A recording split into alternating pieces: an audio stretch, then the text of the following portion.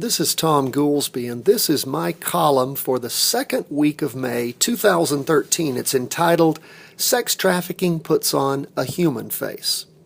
A human face was put on sex trafficking in a recent Senate Judiciary 1 meeting. Anna, a young lady who was the victim of sex trafficking when she was a teenager, gave powerful testimony before the committee. She told the senators how as a teen she was raped hundreds of times, as well as being photographed and videotaped by a pornographer. Anna showed the committee a somewhat graphic picture of herself that she never remembers being taken. Why? For weeks she was strung out on drugs by her pimp. For a very long time she's thought that the pimp was a boyfriend who cared about her. She did not realize until years later the total extent of the abuse. Thankfully, Anna's story is one of redemption. She was treated and cared for by an out-of-state Christian group who helps victims of sex trafficking. Sadly, at the time of Anna's abuse, no such group existed in North Carolina.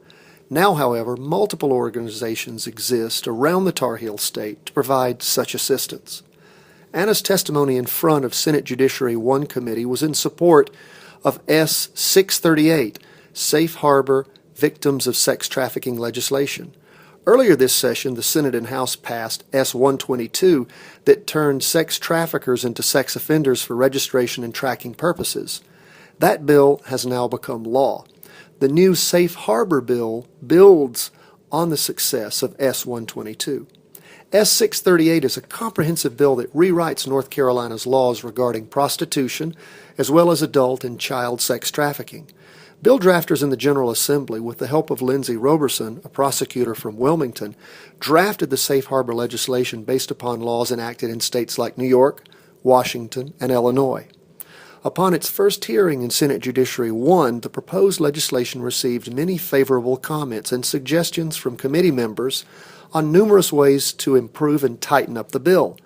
All the senators were in agreement that North Carolina needs to enact safe harbor legislation to protect the victims of sex trafficking.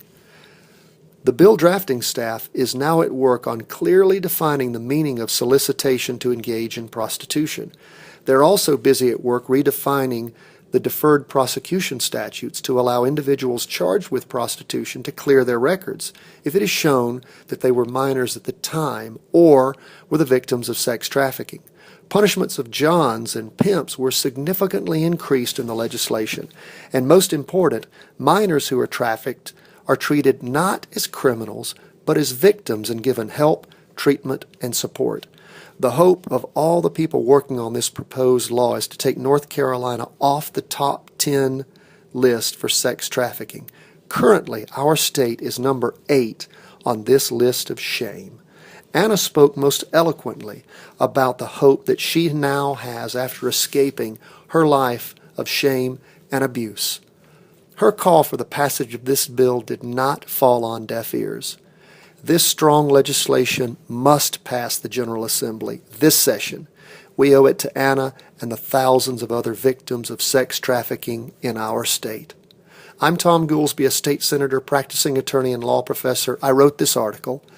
I am the co-chair of Senate Judiciary 1 and the Justice and Public Safety Appropriations Committees, and I am a primary sponsor of S. 638, Safe Harbor Victims of Sex Trafficking legislation.